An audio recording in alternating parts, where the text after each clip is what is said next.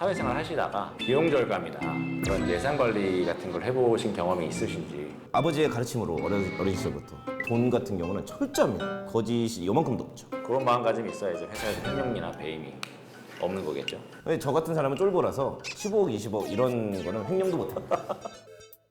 한 50까지는 가능하거든요. 일단 50도 철컹철컹이고요. 50도 바로. 그 정도는 사장님 선에서 좀 가려줘. 얘가 많이 힘들었구나 하실 법도 한데 50도 바로. 야, 너.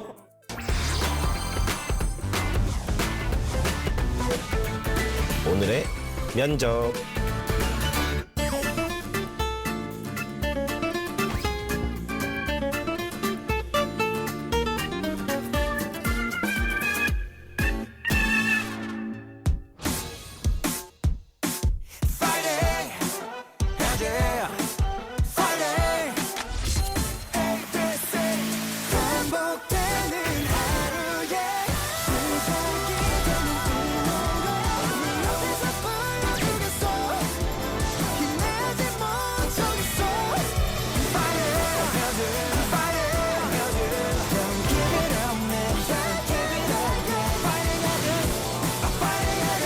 여름에는 제가 좀 부진한 시즌인데 이 날이 풀리면 제가 날아다닐 것이다.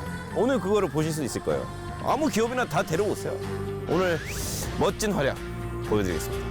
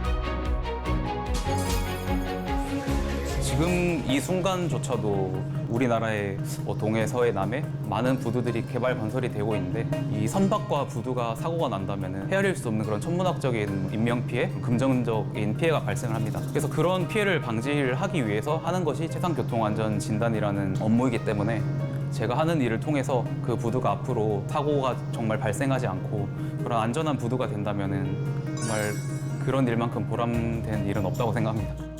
최근에 입사하셨다고요?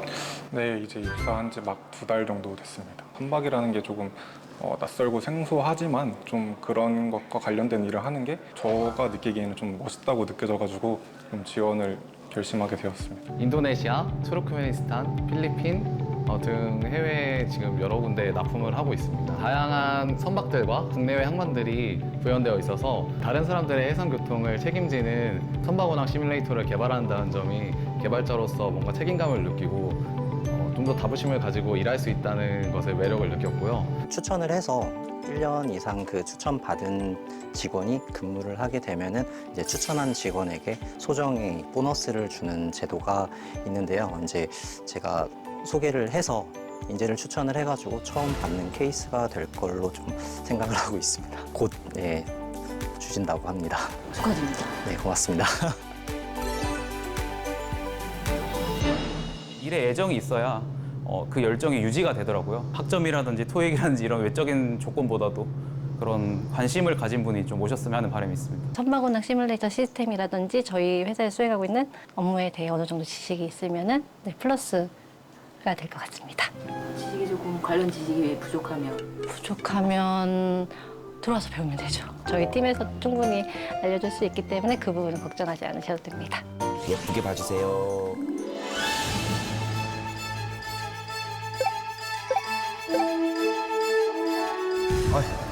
면접 보러 왔습니다. 간단하게 자기소개하고 당사의 지원 이유 한번 들어보겠습니다. 그럼 잠시 시뮬레이션 좀 해보겠습니다. 아, 예, 좋습니다. 아! 제가 오늘 이제 면접을 좀 시뮬레이션 그려봤는데 답이 없어요. 어떻게든 떨어질 것 같습니다.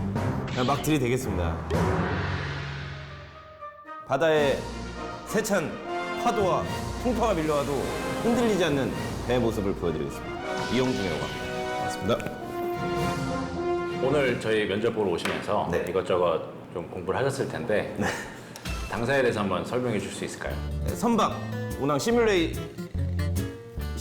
이제 프로그램을 시뮬레이터를 개발하셨고요. 무인 항공을 이용해서 선박 이제 결합 항공? 아니야 무인 선박. 네. 너무 지금 긴장을 죄송합니다. 무인 선박 이제 여러 가지 이제 바다에서 거의 뭐 모든 굉장한 많은 일들을 담당하고 계신 걸로 이제 알고 공부하고 왔습니다. 그럼 면접자분께서 생각하셨을 때 해상교통이랑 뭐 일반적인 차, 철도 이러한 육상교통과 다른 점이 뭐라고 생각하세요?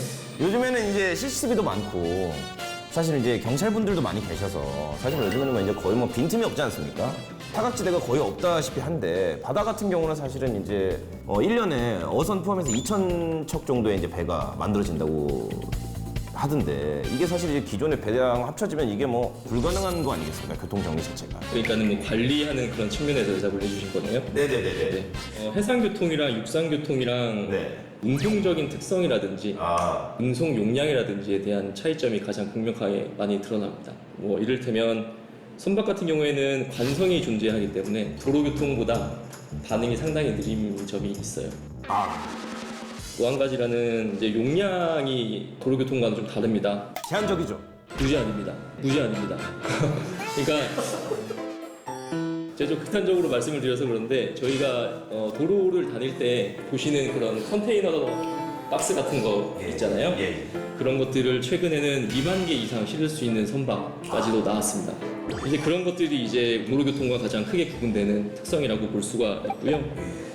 뭐 추가적으로 하나 더 질문을 드리면 저희 회사가 어쨌든 선박 해양과 관련된 업무를 하고 있는데 혹시 최근 가장 관심 있게 봤던 이슈라든지 관련한 그런 것들이 좀 있으시면 말씀해 주시면. 가덕도에 이제 신공항이 이제 만들어진다는 기사를 봤습니다. 근데 이게 바다 위에 있는 공항 아니겠습니까? 그럼 분명하게 이 기업이 그쪽 사업에 참여할 수 있겠다. 제가 여기에 숟가락 얹으면 저도 좀 공헌할 수 있겠다. 이렇게. 저희 이미 사업에 진행 중에 있습니다. 아, 진행 중이십니까? 아니, 그때 거기까지 제가 접하지 못했는데. 아니, 그 기사가 안 났던데? 홍보팀이 좀 일을 못 하시네요.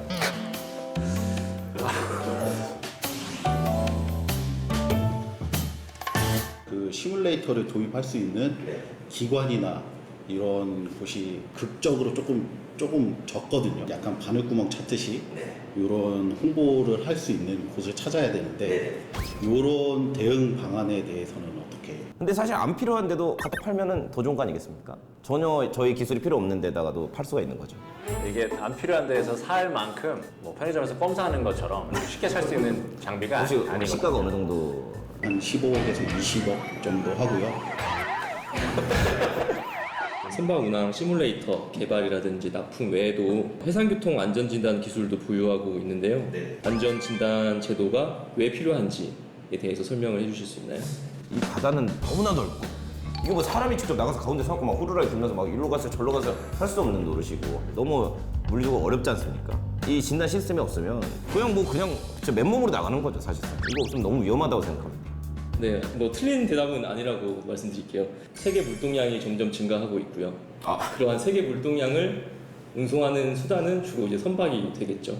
만약에 우리나라를 대표하는 항만이라든지 인천이라든지 부산이라든지 뭐 울산 이런 항만에서 만약에 사고가 났다고 하면 피해 규모가 상상을 초월할 수가 있습니다. 그래서 저희 해상교통안전진단제도는 이런 것들에 대한 불안 요소를 사전에 식별을 할 수가 있고 개선 대책을 제시할 수 있다라는 게 저희 진단제도의 핵심입니다.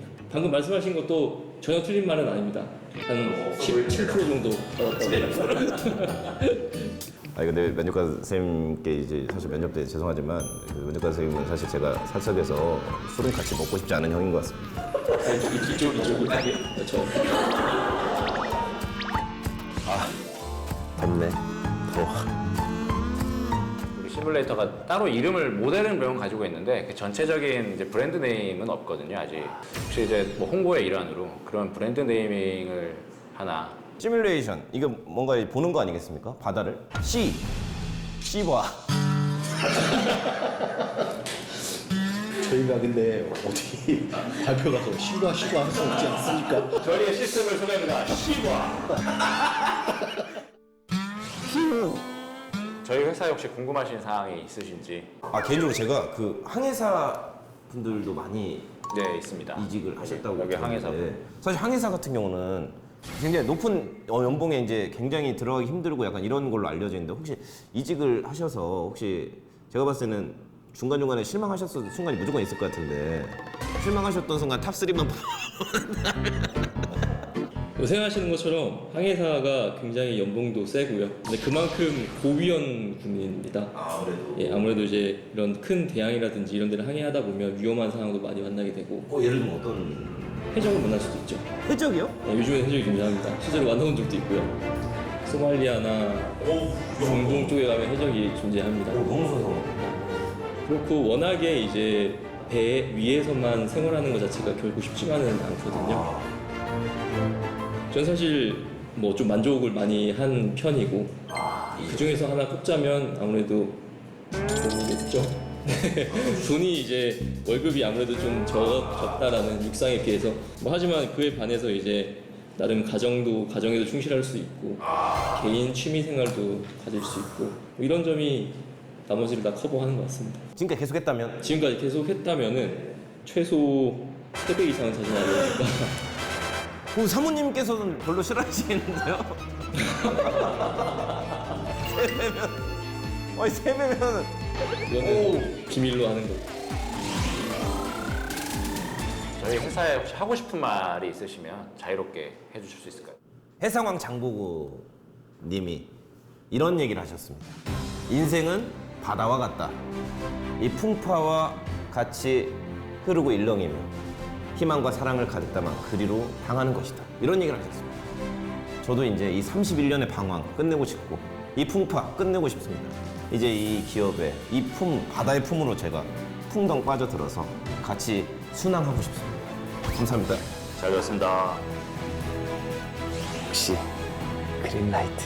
오늘의 면접.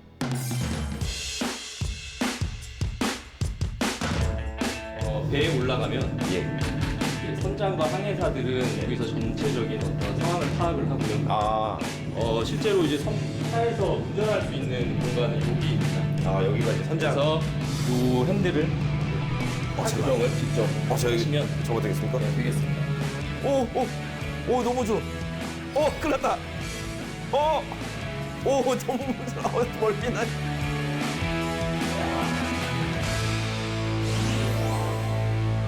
유머러스한 부분도 있었지만 그 와중에 진중한 부분도 좀 상당히 있었다고 생각을 합니다. 다만 이제 우리 회사가 사실 전문적인 지식을 요하는 부분들이 있기 때문에 그런 전문적인 부분은 좀 많이 부족하지 않았나라는 생각이 좀 듭니다. 창의적인 방명을 하려고 하는데 네, 어떻게 들으셨어요? 정말 감명 깊었습니다. 근데 글로벌하게 저희가 나갈 때 제가 외치기가 조금 민망하다. 오늘 면접 합격 불합격 정말 매겨지신다면? 저는 불합격. 우리 회사의 이해도가 좀 많이 부족했다. 전문적인 부분이나 좀 이런 부분은 좀 박하게 줬는데 그래서 저는 보류라고 생각합니다. 예. 저는 불합격을 주겠습니다. 같이 일을 하게 되면 굉장히 즐거울 것 같긴 한데 제가 스트레스를 많이 받을 것 같아요.